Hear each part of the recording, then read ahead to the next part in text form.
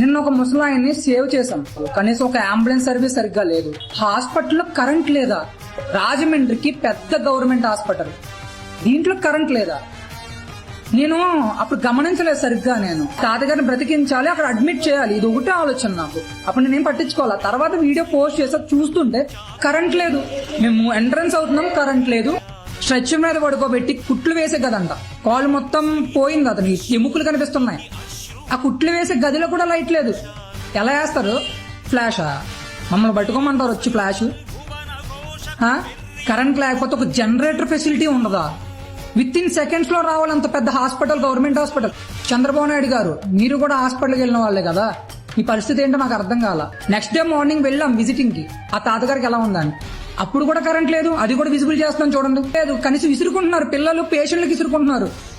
పేషెంట్లకు కావాల్సింది నీరు, ఆహారం, గాలి. ఆ గాలినే దూరం చేస్తున్నారు మీరు. పవన్ కళ్యాణ్ సార్, మీరు దీనికి రెస్పాండ్ అవ్వాల్సిందే. సో పిల్లలందరూ ఇబ్బంది పెడుతుంటే మీరు అలా చూస్తూ ఊరుకుంటారా? నాకు కన్నీళ్లు కూడా రావట్లేదు సార్, కన్నీళ్లు కూడా ఇంకిపోయాయి ఆ విషయం చూసి. హాస్పిటల్ పక్కన ఇంకొక చిన్న హాస్పిటల్లో ఉంది, అక్కడ ఉన్నారు, దాంట్లో ట్రీట్మెంట్ జరుగుతున్న వాళ్ళు.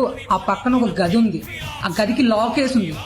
కనీసం అక్కడ అటెండర్ లేడు, నర్సు లేదు, డాక్టర్ లేడు. ఎప్పుడు వచ్చిపోతున్నారో తెలీదు. కనీసం వాళ్ళ పొజిషన్ ఎలా ఉందో చూసారా సార్? పడుకోవడానికి బెడ్లు లేవు, తుప్పట్టిన బెడ్లు.